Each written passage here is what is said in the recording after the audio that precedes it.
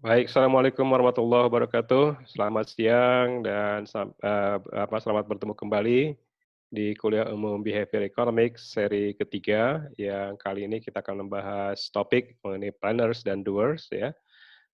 Yang disebut juga dengan economic of self control sebetulnya bukan hanya terhadap kendali diri, tapi juga sebetulnya lebih luas ke masyarakat secara umum. Jadi kalau masing-masing bisa melakukan self control, bisa melakukan planners dan doer, maka ini sebenarnya berimplikasi pada masyarakat maupun negara yang lebih luas. Nah, ini ada 2 bagian ya. Pertama bagian yang berkaitan dengan planners dan doer, yang kedua berimplikasi pada perencanaan wilayah, khususnya yang berkaitan dengan KPWD-an, terutama teman-teman di PWD. Bagaimana kemudian planners dan doer ini juga berimplikasi kepada perencanaan, dan di bagian akhir nanti akan saya tunjukkan beberapa kasus di negara-negara lain yang sudah melakukan perencanaan dengan behavior economics ini. Nah, eee, ini yang ada di buku Richard Thaler misalnya, berangkat dari puzzle ya. Jadi puzzle-nya sebetulnya berkaitan dengan planners dan doer. Jadi ibaratnya kita ini di-drop ya oleh helikopter, kemudian tinggal di pulau terpencil begitu, kita hanya dibekali makanan dan 10 energy bar atau 10 makanan berenergi begitu ya, yang disimpan di atas. Tapi tadi, ini harus kita rencanakan karena mungkin baru 2 minggu kemudian, helikopter itu akan menjemput kembali. Nah, ini juga diskenariokan bahwa kita tidak mampu untuk berburu, kita tidak mampu juga untuk bersaing dengan binatang buas yang berkeliaran. Nah kemudian, skenario ini melihat bagaimana, posisi kita di dalam konteks, planners dan doer dari sisi, individu terlebih dahulu ya. Nah, oleh Richard Thaler dia asumsikan bahwa setiap individu ini memiliki seolah-olah 2 laci atau 2 lemari ya. Satu lemari yang bersifat planner atau perencana, yang lemari satu lagi adalah lemari pelaksana atau doer. Jadi planner adalah perencana, yang doer adalah, pekerja atau yang mengerjakan saja, tidak melakukan perencanaan. Yang membedakan lagi adalah aspek intertemporal, jadi kalau planner berpikir tentang masa depan, jadi ada aspek intertemporal choice di sana, yang dua lebih kepada peduli masa kini. Jadi yang penting, istilahnya, besok urusan lain lagi. Nah, di dalam, konteks behavior economics, Richard Thaler melihat bagaimana kemudian 2 laci ini dalam tanda kutip ya, berinteraksi di dalam individu seseorang yang kemudian dihadapkan pada constraint, dan resources yang ada. Jadi itu yang, skenario yang pertama ya. Nah, apakah kemudian ini juga, sama dengan prinsip, principal agent yang kita kenal di neoklasik misalnya. Nah, kita tahu di neoklasik ini, ketika kita berhadapan dengan intertemporal, maka mungkin yang pernah kuliah mikro lanjut dengan saya, persis, memahami bagaimana prinsip, Irving Fisher mengenai intertemporal choice ya. Di situ di mana, pilihan saat ini dan nanti itu ditentukan oleh discounting atau discount rate. Ketika discount rate kita tinggi, maka kita cenderung memilih sekarang, yang dalam bahasa behavior economic itu menjadi doers. Ketika discounting kita rendah atau diskon faktor kita rendah, maka kita cenderung menjadi planners begitu atau perencana yang dalam, bahasa behavior economic tadi. Nah, ini sebetulnya juga, temuan ini sudah dipelajari oleh ekonom Robert Stroud pada tahun 55, tapi ini adalah, satu-satunya ekonom yang pada waktu itu menulis, behavior dalam self control ya.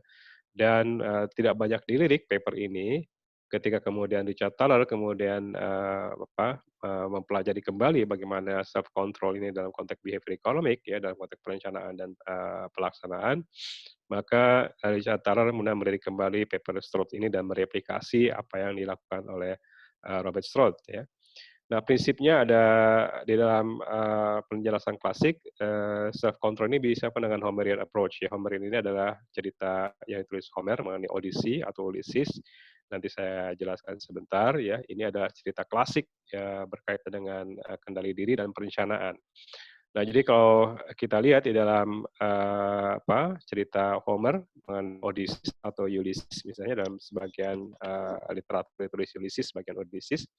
Di dalam cerita ini dikisahkan, Ulysses atau Odysseus itu kembali dari Troy, kembali ke Yunani ya, dengan membawa anak buahnya melalui kapal. kemudian harus mengaliri lautan begitu ya. Nah, di tengah laut itu kemudian ada pulau karang yang tempat pemberhentian dan pulau karang itu dihuni oleh para peri ya. Nah, peri ini seperti yang ada di gambar itu, dia menyanyikan apa semacam siren atau sirene atau seruling gitu ya. Makanya kalau kita mendengar istilah kata-kata sirens itu nanti ada ceritanya dari sini, ada sirene. Sirene itu mengaung-ngaung kalau kita tutup telinga kita nggak tahu bahwa itu ada emergency, tapi kalau kita buka telinga, kita tahu itu membisingkan telinga gitu. Makanya disebut dengan siren. Ini asal kata dari atau cerita dari Homerian sebetulnya. Nah, cerita ini kemudian mendeskripsikan atau menggambarkan bagaimana planners dan doer tadi berinteraksi dalam Ulysses atau Odysseus. Jadi ketika Ulysses atau Odysseus ini tahu dia harus menghadapi godaan atau temptation dari para peri ini yang ada di pulau itu, ada dua hal yang akan terjadi ketika semuanya mendengar teriakan atau nyanyian seruling siren dari para peri ini, maka kapal itu akan mendekati pulau dan akan menubruk karang sehingga akan kandas dan semuanya akan tenggelam, jadi akan mati. Nah, Ulysses atau Odysseus sebagai kapten kapal dia harus merencanakan ya, dia kemudian memerintahkan anak buah kapalnya atau ABK-nya itu untuk menutup telinganya dengan lilin, dengan wax ya, supaya tidak mendengar seruling tadi, bunyi seruling tadi. Nah, sementara dia sendiri itu memerintahkan kepada anak buahnya untuk mengikat dirinya di tiang kapal itu, tapi dia sendiri ingin tahu ya siren yang dibunyikan seperti apa. Ya. Ini yang disebut dengan komitmen strategi. Jadi dia supaya tidak jatuh, dirinya kecebur laut, makanya dia ikat dirinya sendiri ke tiang itu dan dia bisa mendengar siren tadi atau sirene tadi atau seruling yang dibunyikan oleh peri tadi. Nah, ini yang kemudian strategi planners dan doers dilaksanakan oleh Odysseus atau Ulysses yang disebut dengan komitmen strategi. Nah, jadi salah satu yang penjelasan klasik mengenai self control adalah melakukan Homerian planning yang menjadi dari awal mereka menghitung dengan cermat ya, kemudian strategi tadi dilakukan dengan committed ya, dengan komitmen. Nah, ini yang kemudian banyak juga dilakukan di berbagai macam perencanaan yang biasanya kalau sudah direncanakan, dijalankan dengan baik, itu sudah dengan Homerian strategi ya. Kadang-kadang kita juga seperti itu. Misalnya tadi kita mau diet, maka kalau kita ingin laksanakan, kita melakukan Homerian planning, maka kita lakukan dengan disiplin, dengan komitmen strategi atau dengan Ulysses strategi tadi. Nah, ini salah satu penjelasan klasik mengenai self control. Nah, yang kedua, memang ini juga pernah dilakukan oleh Walter Mischel mengenai marshmallow test namanya. Jadi waktu itu dia melakukan uji coba kepada anak-anak yang berusia TK ya sampai SD kelas 2 untuk uji coba dengan marshmallow ya, semacam permen yang manis begitu, dan dijanjikan bagi mereka yang bersabar ya untuk menunggu tambahan berikutnya, maka ketika mereka bersabar akan diberi hadiah tambahan marshmallow gitu. Nah, dari eksperimen ini memang menunjukkan bahwa banyak kemudian anak-anak itu nggak sabar, yang kemudian mengambil marshmallow, padahal ada reward yang diberikan ketika mereka bisa menunggu ya untuk tidak memakan marshmallow yang disuguhkan pada saat itu.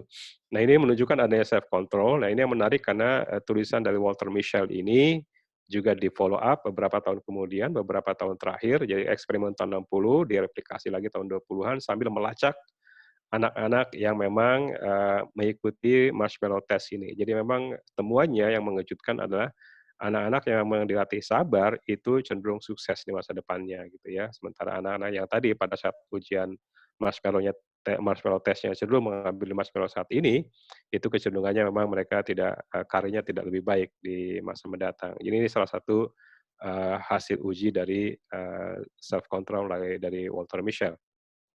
Nah, di sisi economics kita mengenal fenomena-fenomena seperti ini. Jadi tadi ada diminishing marginal utility, ini neoklasik. bahwa tambahan satu 2 makanan itu memberikan, pleasure yang lebih baik, tapi tambahan ketiga, keempat, dan seterusnya justru akan menurunkan, tingkat, kebahagiaan atau tingkat, kenikmatan, yang dialami oleh seseorang. Nah, oleh karena itu di dalam economic approach, prinsipnya adalah, planner ini merencanakan tindakan, sementara di doer ini melaksanakan, jadi dia betul-betul hanya melaksanakan saja.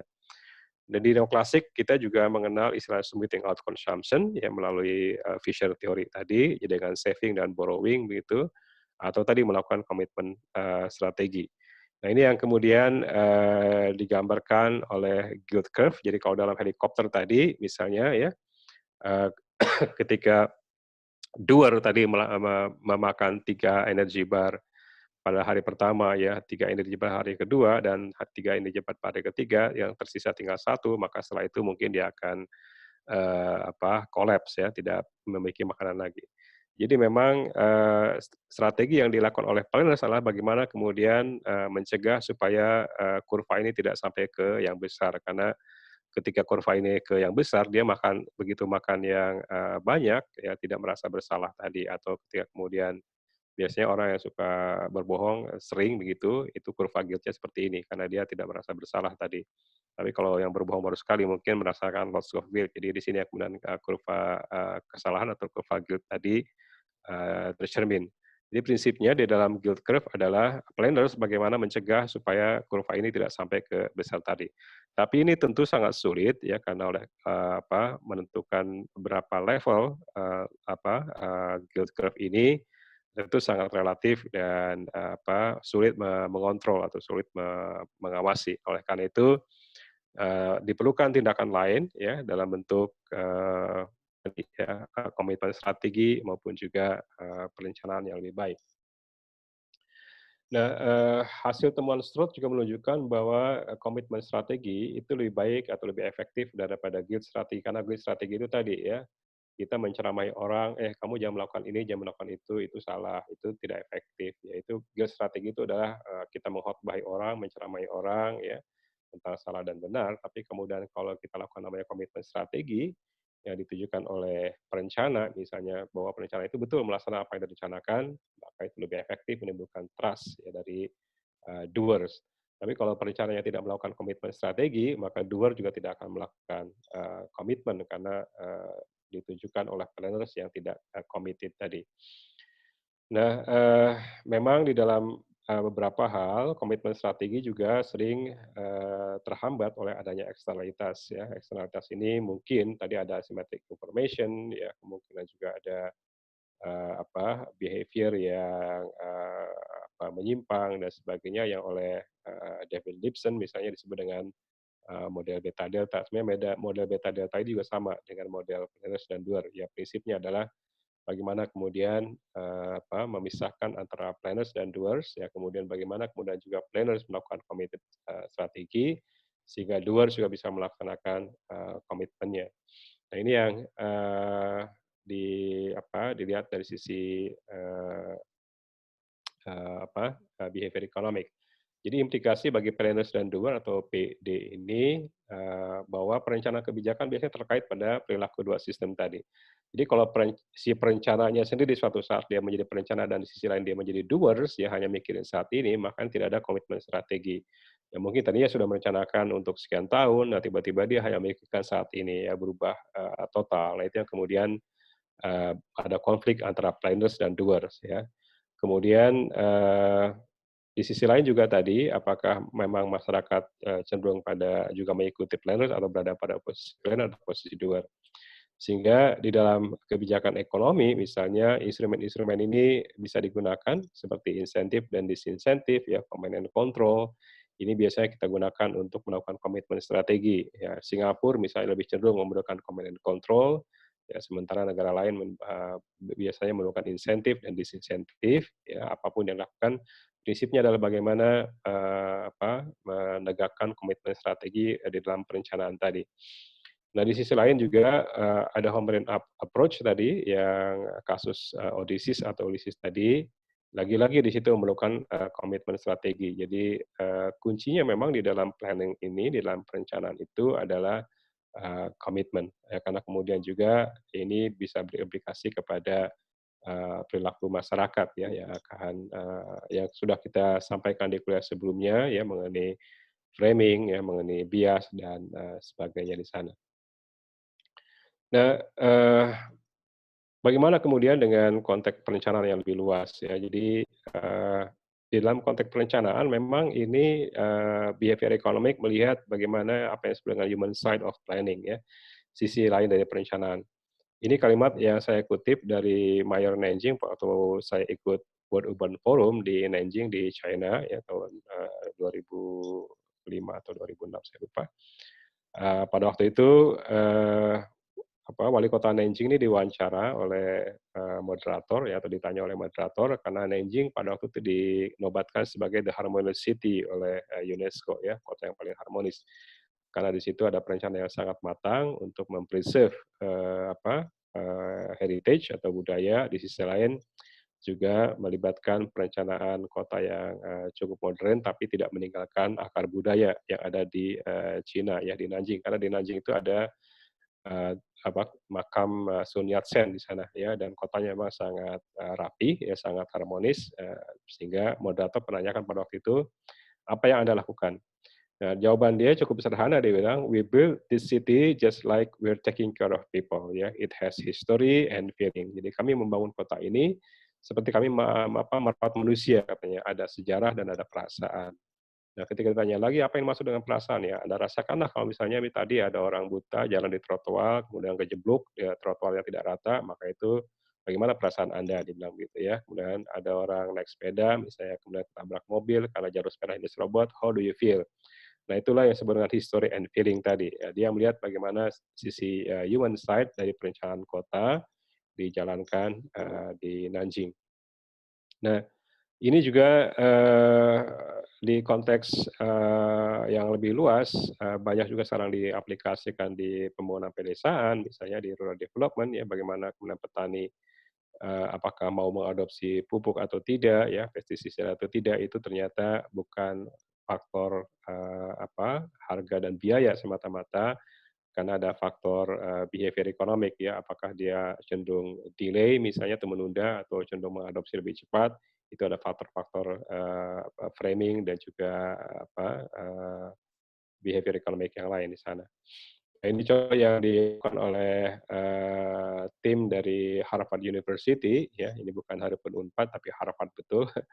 Eee, Judulnya di situ Behavior Design: A New Approach to Development Policy. Jadi waktu itu tuh, si Saugato Data dan, Mulai Nathan ini melihat bagaimana, peran, produktivitas pertanian di pedesaan kenapa rendah, ya apakah betul-betul karena semata-mata faktor ekonomi, ya harga pupuk dan sebagainya, atau ada behavior yang mendasari itu. Ternyata salah satu kesimpulannya di luar aspek ekonomi adalah karena, behavior petani tadi ya, ada yang enggan mengadopsi, fertilizer, ada yang kemudian cepat dan sebagainya tadi. Jadi ini salah satu contoh temuan dari, behavior economic dari rural development tadi, di Harvard tadi.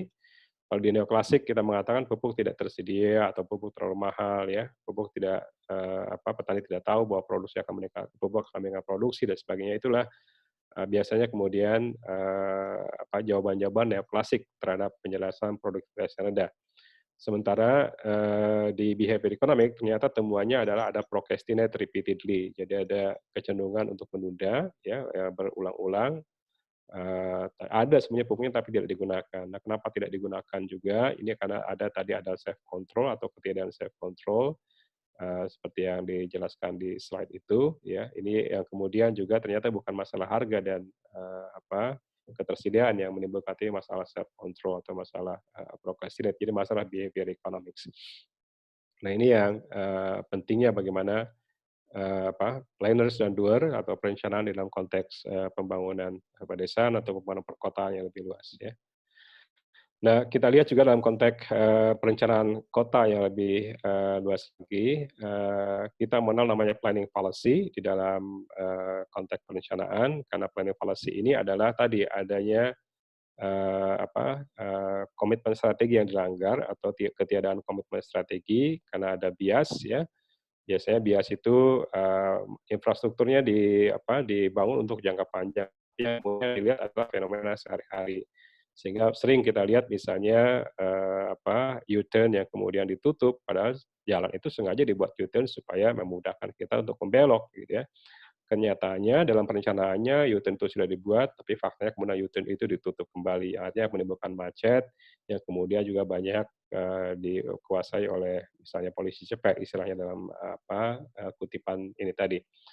Nah, di dalam perencanaan kota, ketika mereka merencanakan di atas kertas itu kan planners ya, oh di sini harus ada U-turn, di sini harus U-turn. Tapi ternyata pada kenyataannya mereka menjadi doers gitu ya, menjadi, pelaksana dengan melihat kondisi sehari-hari saja. Sehingga perencanaan itu menjadi bias ya, menjadi tidak, committed karena kemudian, semua U-turn ditutup, akhirnya orang harus berbelok jauh dan sebagainya. Ya contoh kalau di Bogor itu banyak ditemukan ya orang dari warung jambu mau ke Tajur atau sorry mau ke mana, ke Cibinong, itu terpaksa harus muter dulu ke kiri ya, melewati flyover, dari situ macet luar biasa, untuk apa dibuat jalan lurus misalnya begitu.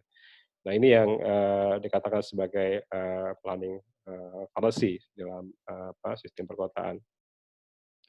Yang kedua juga berkaitan dengan choice arsitektur di dalam planning fallacy, dalam perencanaan, ya karena memang orang cenderung memilih default. Jadi, kenapa misalnya terminal-terminal di Kota Bogor atau di kota-kota itu menjadi sepi ya, karena kemudian default-nya orang adalah naik angkot begitu mudah, nyetop di pinggir jalan untuk apa, ke terminal kan begitu ya, itu namanya default. Default adalah simple yes, no decision. Jadi kalau bisa menunggu di jalan dan bisa naik kapan saja, dan angkot pun bisa menunggu di mana saja, untuk apa ke terminal. Nah, akhirnya kemudian terminal menjadi, barang mubazir begitu ya, bangunan mubazir yang kemudian menjadi rusak, kumuh, dan menjadi peruntukan kejahatan dan sebagainya. Nah, ini yang kemudian dikatakan sebagai planning fallacy akibat, choice arsitektur yang keliru ya. Makanya kalau di Jepang terminal bis itu sangat nyaman, karena memang terintegrasi dengan mall, terintegrasi dengan, hotel misalnya. Jadi memang, default choice-nya orang pengen ke mall atau langsung ke hotel atau langsung ke tempat yang nyaman. Jadi itu yang, berkaitan dengan perencanaan atau choice arsitektur di sisi, perencanaan kota. Nah, di sisi lain juga, planners dan doers ini menyangkut apa yang sensible development atau pembangunan yang sensibel. Sensibel itu adalah memang sesuai peruntukannya, ya tadi, sesuai choice arsitekturnya, yang kemudian juga, sesuai peruntukannya. Di dalam sensible development memang ini ada 4 pertanyaan ya, menyangkut siapa yang menggunakan, who use ya, kemudian siapa yang memilih, untuk membangun itu, who choose, dan siapa yang membayar, dan siapa yang menikmati, manfaat dari, pembangunan ini. Jadi contoh, yang saya kutip dari koran di sebelah kiri misalnya, di situ ada tulisan, mangkrak MCK di Tulung Agung jadi rumah tinggal. Nah, Huyus di sini ternyata tidak ada masyarakat menggunakan MCK itu karena terlalu mahal harus membayar ya. Hucus di situ yang memilih itu adalah, pemerintah misalnya membangunkan MCK itu. Nah, kemudian siapa yang bayar? Ternyata masyarakat harus membayar ketika kemudian memanfaatkan fasilitas itu. Jadi yang diuntungkan siapa? Hanya segelintir orang. Jadi kalau kita lihat, kasus di, MCK di Tulungagung ini menarik ya, di situ ada salah satu tokoh masyarakat mengatakan kesalahan perencanaan. Nah, lagi-lagi ini planning fallacy atau planners planners policy tadi. Kesalahan perencanaan dilakukan oleh pemerintah daerah karena menetapkan MCK di lokasi yang jauh dari pemukiman penduduk. Nah, itu yang tadi tidak sensibel, kemudian melanggar choice arsitektur yang yes no decision tadi ya. Sehingga 4 pertanyaan tadi who use, who choose, who pays, profit ini kemudian tidak dijawab dengan baik ya. Ini banyak kita temukan, hal-hal seperti ini. Ini ceritanya kalau kita baca lucu ini, MCK mangkrak ini, jadi digunakan oleh tempat tinggal penjaganya. Jadi tempat tidur, padahal itu peruntukannya untuk MCK. Sekarang dia pasang ranjang di situ ya, dimodifikasi, toh sudah dibangun, hanya disisakan satu saja yang kemudian menjadi mangkrak gitu ya. Nah ini banyak ditemukan di mana-mana karena tadi tidak, planning, tidak memahami betul bagaimana, behavior economic dari masyarakat, dilakukan. Nah, terutama 4 pertanyaan tadi ya, bagaimana, siapa yang memanfaatkan, siapa yang membayar, siapa yang memilih, dan sebagainya itu penting karena di dalam behavior economics ya kita mengenal namanya Hopkins rule. Craving itu create reward and reward create habit ya. Jadi craving itu ya tadi kebiasaan menciptakan reward ya kemudian menciptakan habit ya. Kalau sudah orang terbiasa kemudian menjadi habit ya kemudian akan terjadi loop seperti itu. Nah, ini yang disebut juga sensible development ya, karena kalau kita menggunakan insentif barangkali juga tidak efektif. Tapi kalau infrastruktur dibangun memang sesuai dengan kebutuhan masyarakat dengan perencanaan yang melakukan komitmen strategi, maka ini bisa dimanfaatkan lebih baik, gitu. Nah, di sisi lain juga behavior economic banyak dilakukan di perencanaan yang lebih luas lagi di perkotaan. Misalnya ada paper yang ditulis oleh teman-teman dari Nordic ya mengenai application or role driven policy dengan behavior economic approach di situ. Jadi bagaimana dia melihat di urban planning ternyata harga rumah yang mahal atau sewa apartemen yang mahal itu bukan semata-mata karena struktur biaya apartemennya atau struktur biaya rumahnya, lebih karena framing ya, di-frame oleh masyarakat bahwa ini adalah perumahan elit ya, sehingga kemudian menghasilkan market yang lebih tinggi misalnya. Nah, ini temuan yang dilakukan oleh Saunders di beberapa kota besar di Amerika dengan behavior economic menunjukkan seperti itu. Jadi harga-harga tinggi di apartemen di beberapa kota di Amerika, Chicago, Seattle, San Francisco, dan sebagainya, lebih kepada ya heuristik. Heuristik itu adalah orang cenderung memilih yang mudah-mudah saja gitu ya, dan framing dengan bias tadi. Jadi kalau dikatakan, wah ini komplek elit, ya mungkin akhirnya harganya tidak sesuai dengan harga yang seharusnya, yang menimbulkan inefficient market sebetulnya. Jadi ada beberapa apartemen yang kosong, kemudian yang tidak terisi, yang ini kemudian juga menimbulkan inefisiensi. Padahal banyak orang tidak memiliki rumah misalnya. Ini juga terjadi di Cina ya, banyak orang tidak punya rumah, tapi kemudian juga banyak apartemen yang kosong ya di Hong Kong, di China ditemukan seperti itu. Bukan karena kemudian orang membutuhkan apartemen, tapi ternyata tidak juga, lebih kepada framing bahwa kalau Anda berinvestasi di sana itu akan Anda termasuk yang orang elit. Apartemen itu kosong, padahal banyak orang sebetulnya membutuhkan rumah. Nah, ini yang dalam konteks behavior economics dan perencanaan penting untuk kembali melihat ya planners dan doers tadi supaya tidak menimbulkan heuristik dan framing bias. Nah, di bagian akhir ini di beberapa kota ini sudah ada temuan menarik ya, bagaimana kemudian behavior economic ini di dalam perencanaan kota menjadi sesuatu yang kemudian orang tertarik dan menjadi default. Jadi contoh sebelah kanan ini adalah salah satu tangga di Stockholm di Swedia ya. Awalnya orang naik naik eskalator semua, enggan menggunakan tangga ini. Ketika tangga ini kemudian diubah menjadi bentuk piano sehingga orang akan ketika berjalan akan membunyi piano, kita lihat ya bagaimana perubahan yang dramatis terjadi, akhirnya eskalator ini tidak digunakan ya, orang lebih memilih tangga supaya sehat dan fun gitu ya. Kita lihat.